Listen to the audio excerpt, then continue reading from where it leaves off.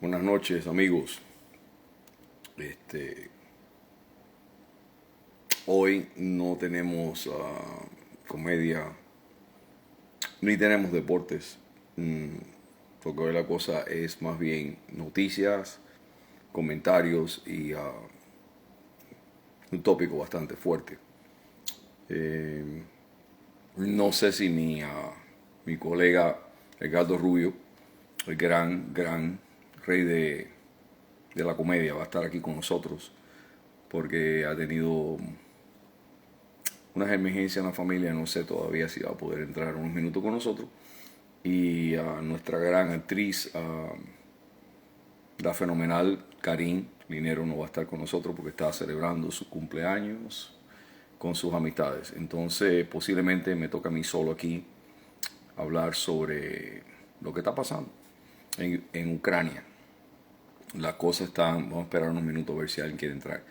Las cosas están bien feas y siempre hay un peligro de que esto no solamente sea en Ucrania, sino que se desborde a los países de NATO.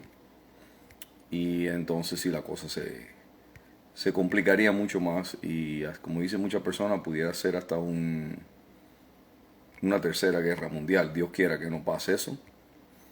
Pero ya hemos tenido muchas personas que han perdido su vida.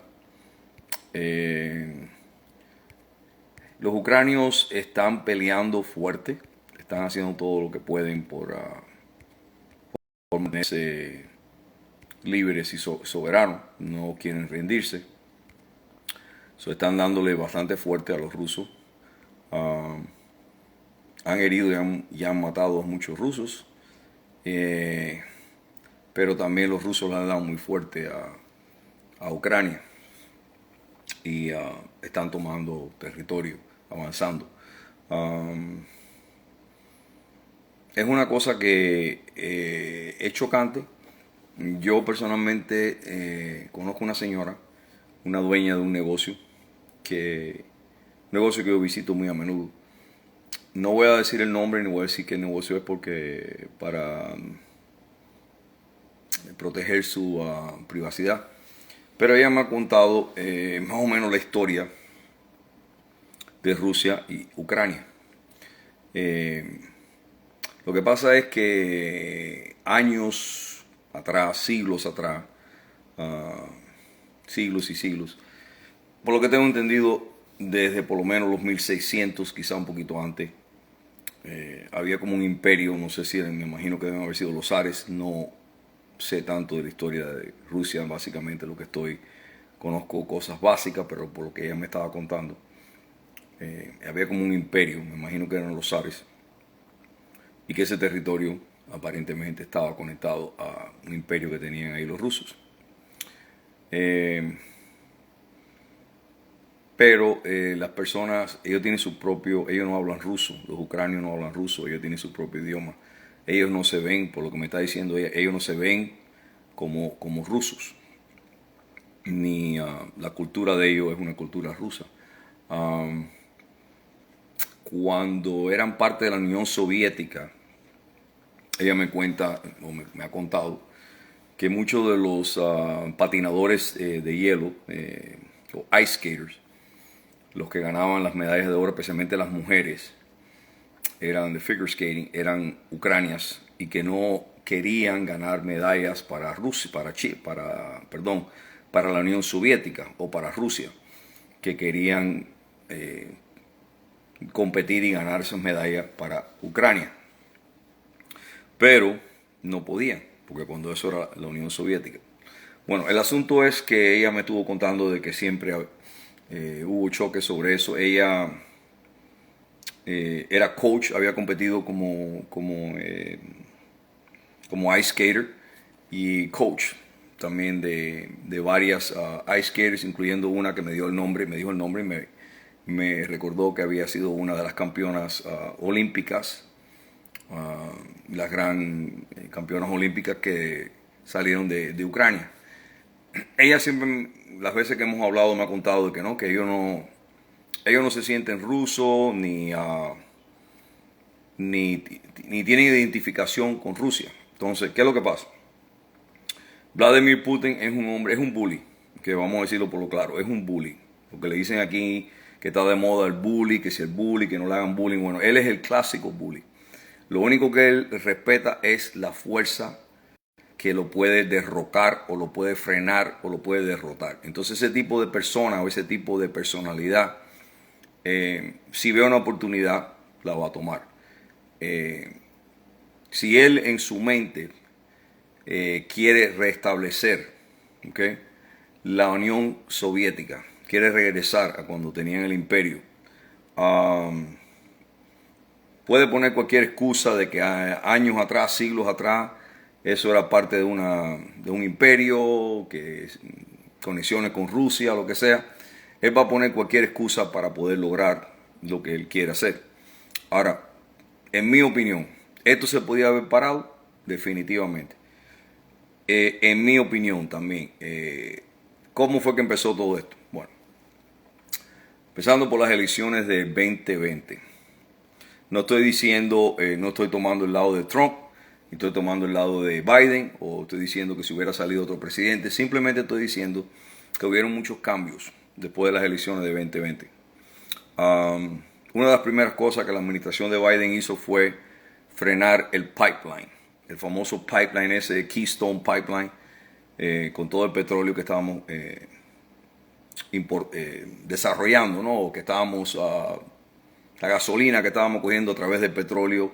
Los Estados Unidos teníamos tanto ya petróleo que lo estábamos exportando.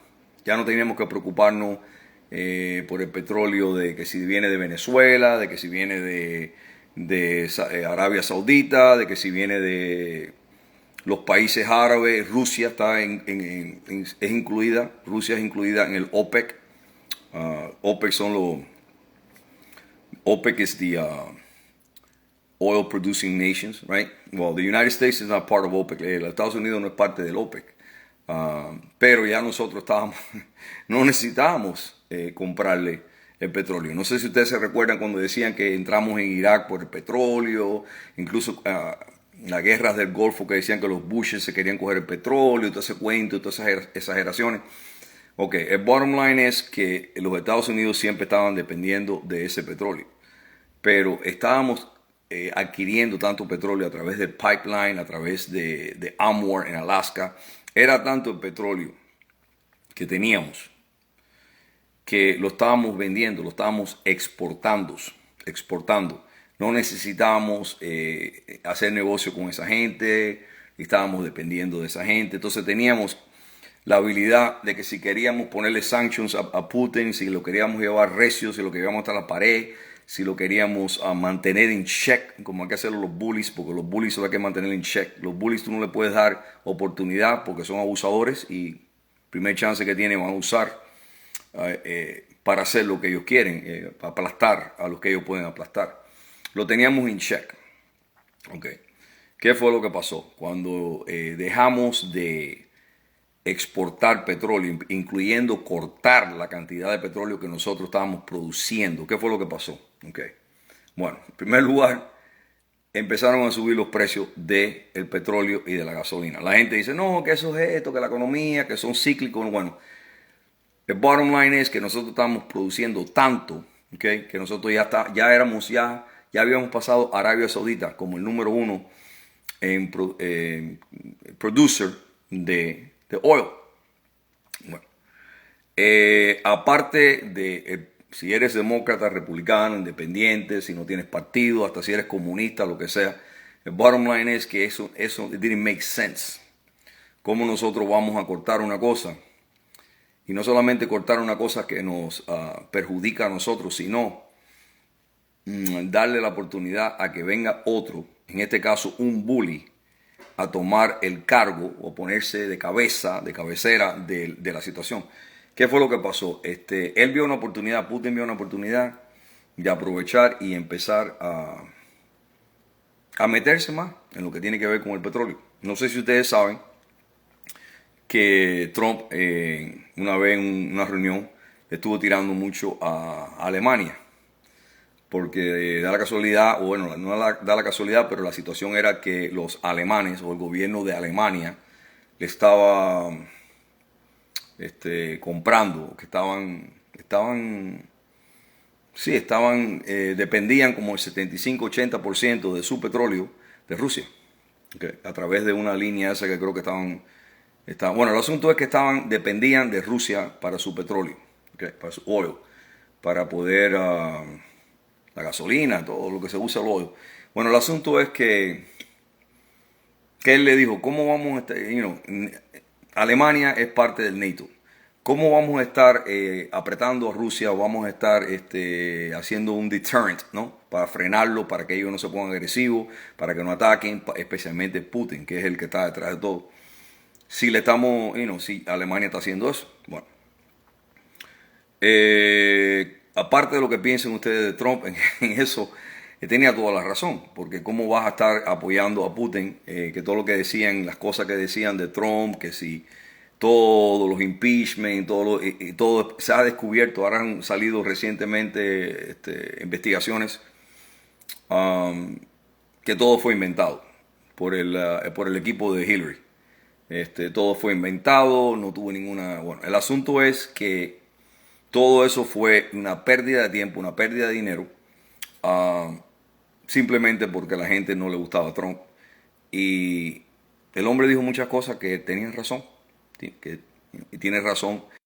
La única manera de frenar a Putin, si Putin no tenía la habilidad, no tenía la habilidad de estar tan agresivo porque estaba como un león en una caja, en una cárcel, ¿no? Una prisión, en un cage, ¿no? Él vio una oportunidad de agarrar el liderazgo. Nosotros, desde que empezamos a cerrar el AMWAR y el Keystone Pipeline y todas las cosas que hicimos, los precios del petróleo empezaron a subir. No solamente era una cosa irracional hacer eso, porque empezaron a subir los precios de la gasolina, sino que estamos saliendo de una pandemia que todavía estamos, ya el Omicron no es lo que era el primer virus del original del 2020, el COVID, el Delta, que decían que si era igual o más deadly, no, ya dicen que todo el mundo dice que es como un catarrito. Bueno, el asunto es que todavía estábamos en medio de una pandemia, especialmente empezando el 2021, después de las elecciones de 2020, el año pasado. It didn't make sense, okay, cortar ese petróleo cuando la economía, muchas personas sin trabajo, que todavía están sin trabajo. Ustedes manejan alrededor de diferentes lugares. Yo aquí en Miami, me imagino que muchos lugares en la nación están ofreciendo unos salarios increíbles porque la gente no quiere trabajar por miedo del COVID o porque el gobierno lo está manteniendo, lo que sea. Yo hoy mismo pasé por McDonald's a coger un café. En este McDonald's se están ofreciendo 12 pesos la hora. 12 pesos la hora para trabajar en McDonald's, vaya, eso es un salario yo creo que nunca se ha pagado tanto para trabajar en un McDonald's, especialmente cuando una persona está empezando, que no es manager, ni assistant manager, ni algo por el estilo, sino una persona que quizás está empezando como el que limpia o el que toma orden. Eso yo nunca había visto eso, y eso es que la gente no está trabajando, la economía no está como debe estar. Todavía estamos afectados por la pandemia, estamos afectados porque todo el mundo no ha regresado a trabajar, el unemployment todavía está alto, la economía está floja, la inflación está altísima. Yo creo que la inflación no ha estado tan alta como posiblemente 40 o 40 y pico años que no ha estado la inflación. Okay. Todo eso afecta. Entonces, arriba de eso, ¿qué pasó? La combinación con que al cortar el petróleo, nos debilitó a nosotros. Entonces, hay un dicho que decía Ronald Reagan, que decía peace through strength, ¿ok? O paz a través de la fuerza, ¿ok? Me gusta decirlo más en inglés, peace through strength, ¿ok? Cuando tú estás fuerte, ¿ok? Tú no tienes que hacer nada. Cuando tú eres una persona un país fuerte, tú no tienes que estar alardeando ni formando mucho escándalo porque el enemigo o los posibles enemigos saben que si se meten contigo, lo más probable es que pierdan. Y they're going to receive big time damage. Now, if they see you weak, especially if they're a bully, what do bullies do? Pick on weaker people, weaker situation, weaker countries. So that, in a nutshell, that is what is going on with Putin. We had a position of strength. We had all the oil in the world. We were not dependent on all those countries that most of them hate our guts. We could have called the shots. Okay, basically we were on our way to being the number one exporter of oil. We might have, according to Trump, we already were, but I don't know. Maybe some independent source can say whether it was right or wrong, but I know that common sense. You went to get gas, and gas was like $2 a gallon. I mean, I remember putting gas in on a trip that I went to Orlando in I think it was it was towards the end of 2020. It was right around the election. I remember, in fact, it might have been right after the election, but we didn't know what was going to happen. And I remember putting gas for as little as 202, 203 a gallon. Now we're approaching, we're right there at $4. I mean, I know in some states it's over $4. And who knows how high this is going to be. Again, this affects all of us. When the prices of gas more than double, you have to pay more for everything, for groceries, everything. You're going to go to the supermarket, things are going to get higher in price. Why? A lot of people say, oh, it's inflation, but they don't even know what they're talking about. Yes, it's inflation, but why? Look, when gas goes up, everything goes up. It's not difficult to figure out because you pay more money. The truckers and everybody that moves things. Okay, if you're moving things to the supermarkets, if you have to pay more for gas, the price of food is going to go up. Okay, then on top of that, we have we don't have all the. I mean, I've never seen in this country since I came to this country from Cuba. I was a small child. I've never seen going to the supermarket and seeing things that you couldn't find. Empty shelves. I never seen that before. And that's because part of it is like we don't have enough workers. So a lot of times companies cannot produce at the level that they produced before. We have the inflation going on. We have the problem with the gas shortage. Now in fact, I think Biden had to release some strategic supplies that we have that are for emergency use. When you put your strategic gas reserves, I think they call it gas reserves, which is basically released in a time of emergency, like if there's a war, if there's some kind of catastrophic situation going on. But I mean, we had them filled to the max. Okay, whether you hate Trump or not, we had them filled to the max. Even though we had all these places where we stored the oil, the gas, whatever, filled to the max, we were exporting. So not only were we exporting and selling and making money, we had more than we could use. The prices of gas were lower and getting lower every single week. And then all of a sudden, it's like, why change with something that is working? Why, if you have a formula that's working, why change the formula? Why go to something else? And that just started, we were right in the middle of pandemic. Then we do this thing, we were cutting the supply of gas. Eventually, we had to release these oil reserves. We still don't have enough workers. So, we have empty shelves and then things just start escalating. That just brings weakness to the United States. You can talk all you want about NATO. The bottom line is the main deterrent to people like Putin and the guy from China, Xi, and the guy from North Korea. The main deterrent is the United States. Let's face it. If the United States is weak, NATO is nothing. I mean, they're kind of like a joke. And, I mean, if the United States pushes NATO, maybe, but if they don't, and we let a bully get out of his cage. He doesn't care about sanctions because the sanctions we're hitting him with don't really affect him.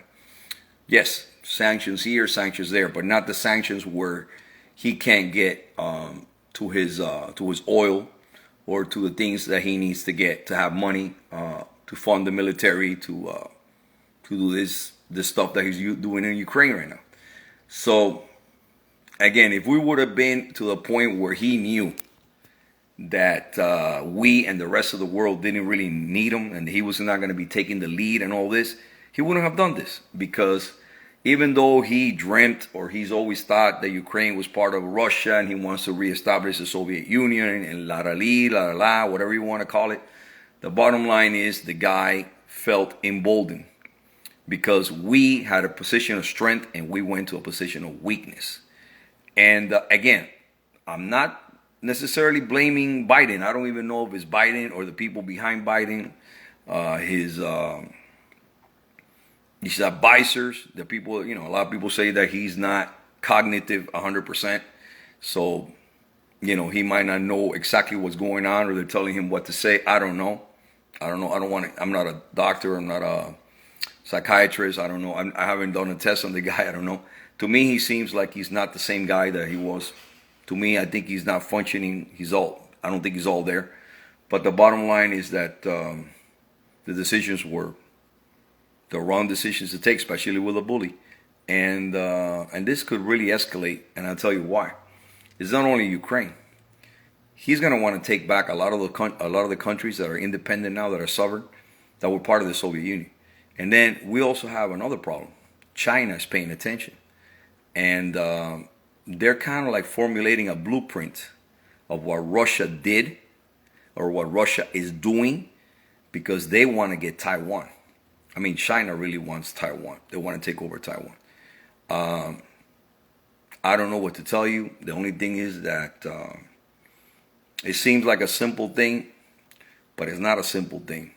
It's simple, but it's not simple. It all started with the oil, in my opinion. We had the pandemic. We had a lot of things going on, but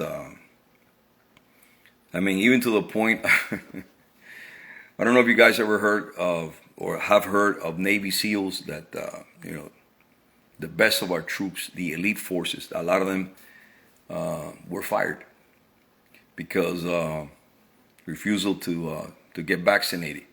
It almost seems like we were more obsessed with regulation, vaccinations, regulations,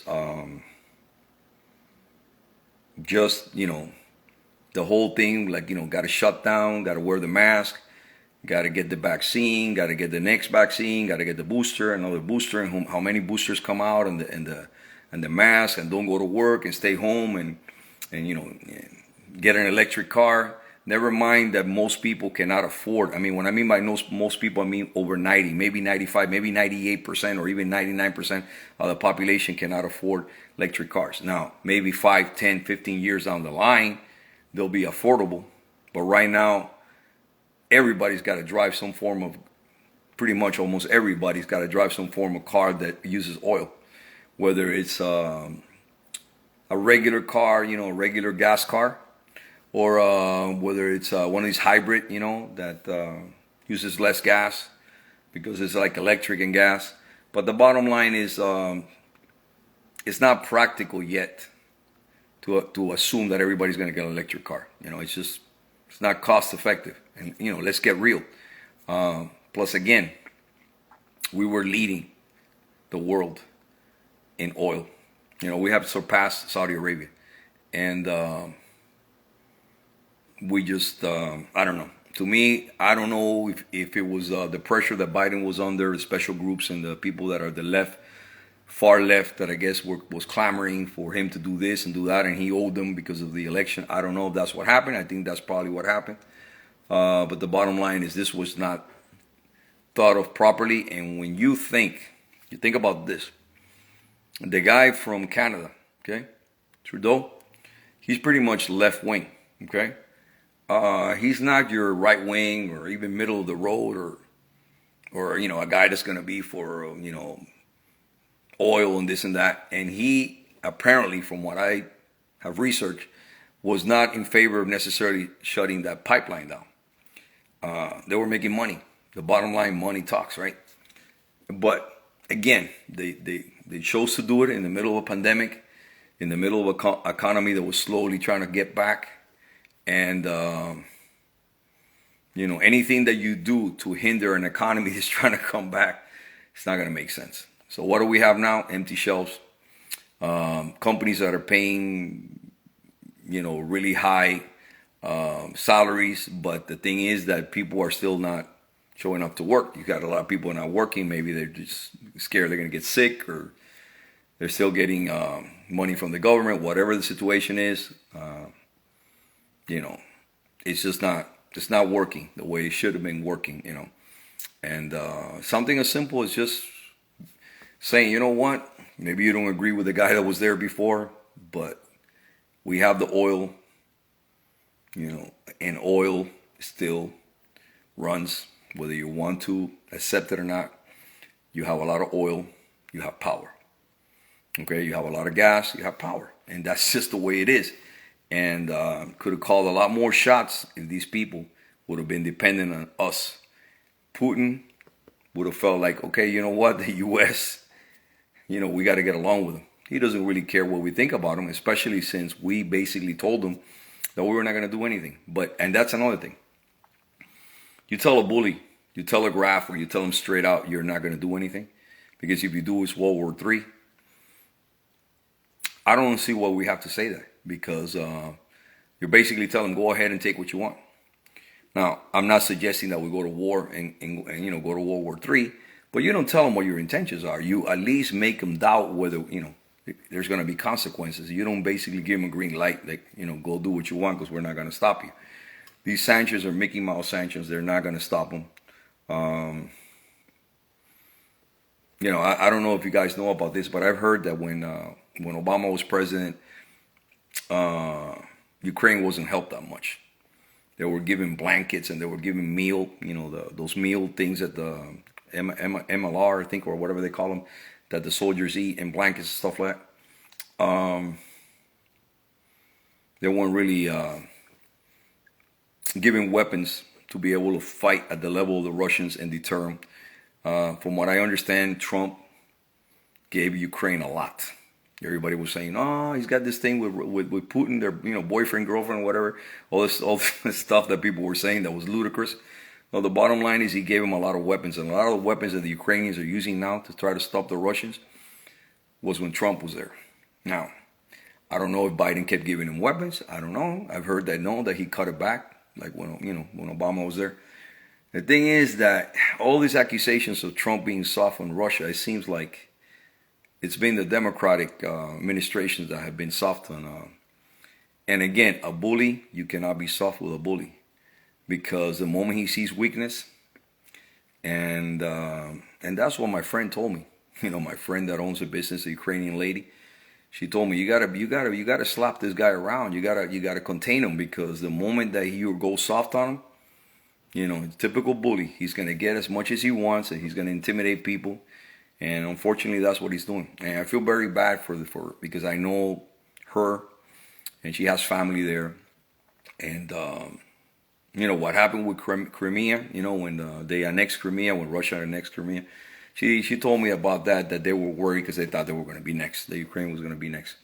Now, when you look, you don't have to be a military man or a general or anything like that, or an expert in military warfare. If you have any kind of knowledge, a little bit of knowledge, common knowledge of how attacks are set up, they usually want to have several fronts, right?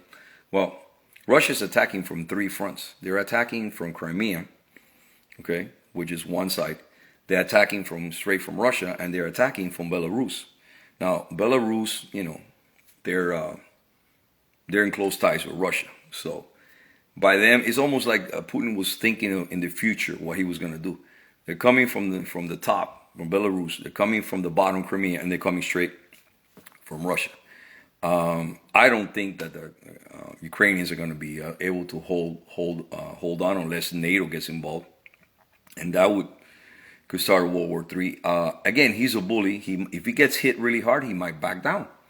He might back down because bullies, they only go as far as they can, whatever they can get away with. The moment they get slapped or they get smacked down, they usually coward. because that's what bullies are, cowards. They just like to abuse and take take advantage of situations. I don't think the guy is stupid. I don't think Putin's stupid. When they criticize Trump for saying that the guy was brilliant in some of his moves, people people say, well, he admires him or something like that. No, you can actually have an enemy that you despise and say, a Hitler or somebody like that, despise them and say, well, they were brilliant in this move. You hate them, you despise them, but they were brilliant in this move. And he was waiting for an opening. The guy might be a snake, but he was waiting for an opening, and that's what happened.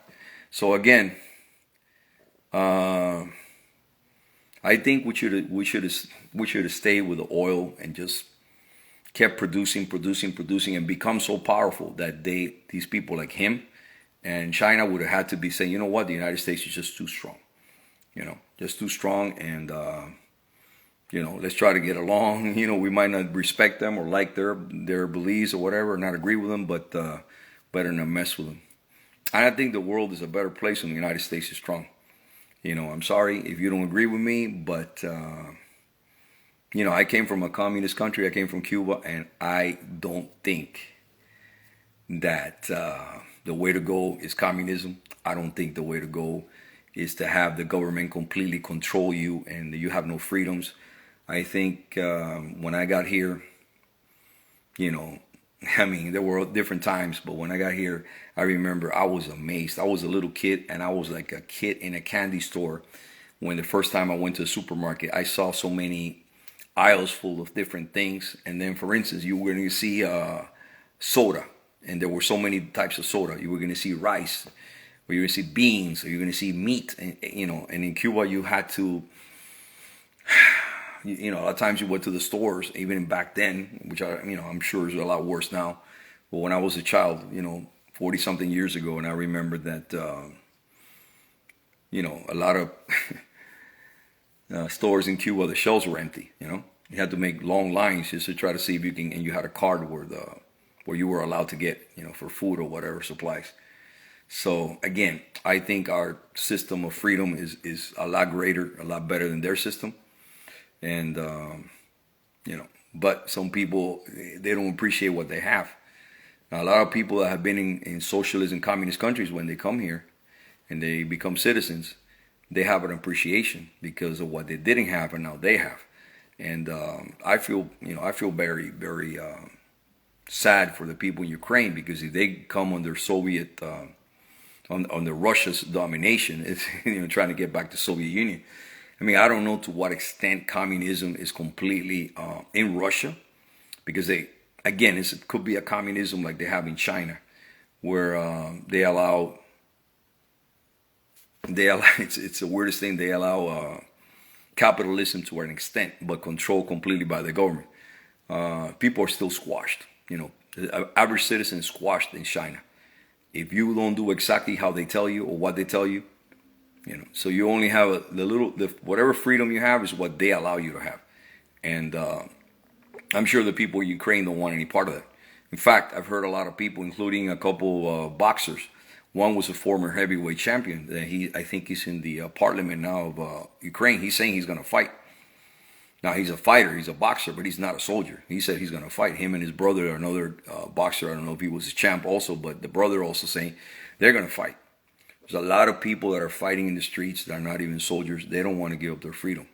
I think, even though you might think one thing is not connected to the other, I think if we would have kept strong and we would have kept all that oil and basically not made it possible for Putin to take a lead in the acquiring of the oil and becoming more rich in oil, while we are basically cutting our supplies and having to buy from these countries that they're not really fans of ours, like most of the OPEC countries.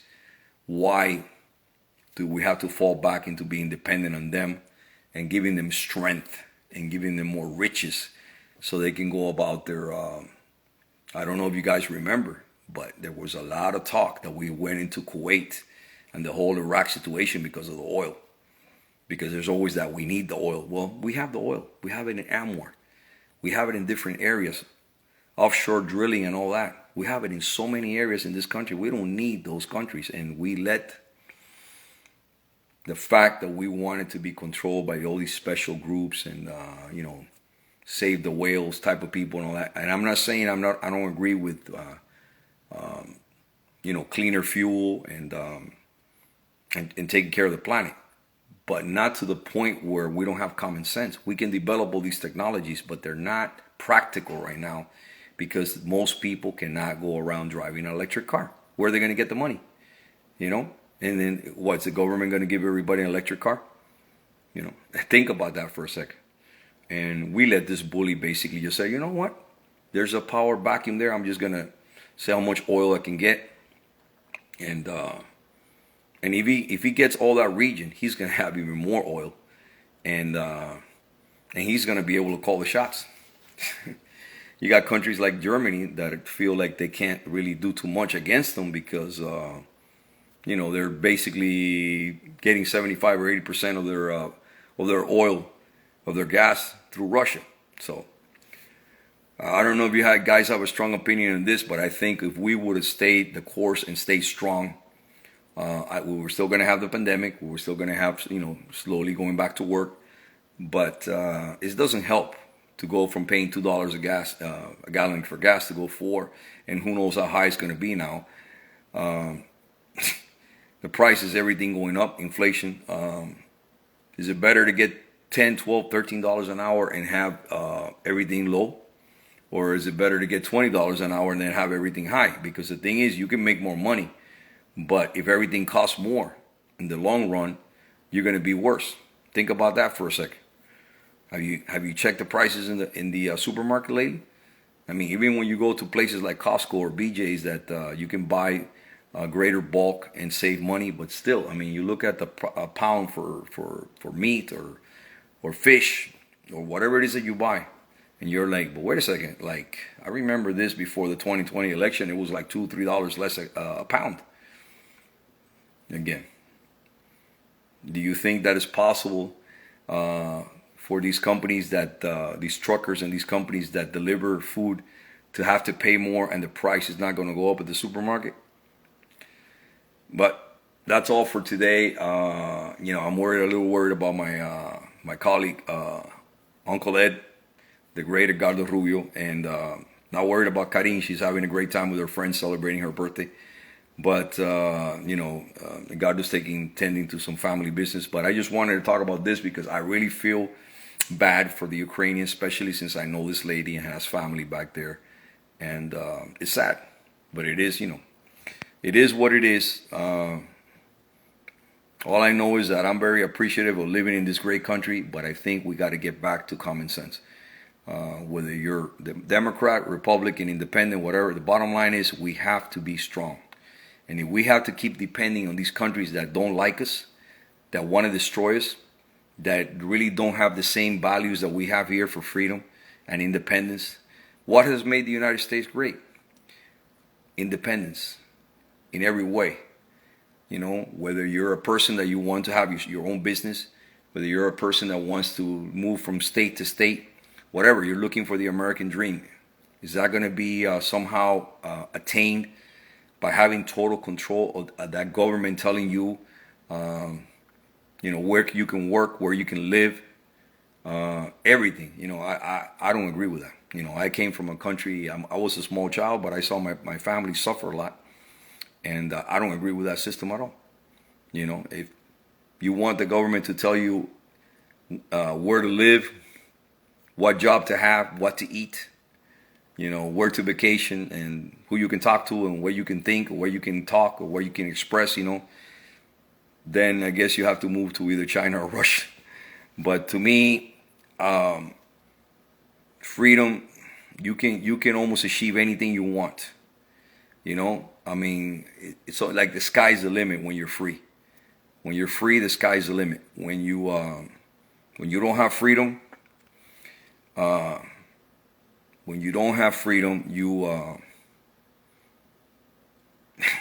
I don't even want to. I don't want to get into this too much because I know people are gonna think, oh, he's he wants Trump back or whatever. All I know is that when you don't have freedom, when everybody's controlling that you can't say something because you have these censors shutting you down, and you can't say this, you can't have an opinion, you can't feel comfortable talking about what you believe in. That's not the country I used to know. And again, bullies, they look for weakness, and you show weakness, you're going to get plowed. I mean, they're just going to run you over, and that's what he's trying to do in Ukraine. So my prayers are with the people in Ukraine. Hopefully a miracle will happen. Hopefully they'll hit the Putin hard enough where he decides to back down. We'll see. All right. Good night. Tomorrow we'll bring you something more cheerful. I got a great news on sports, especially down here in South Florida, and just sports in general. Okay. All right. Have a great night, everybody.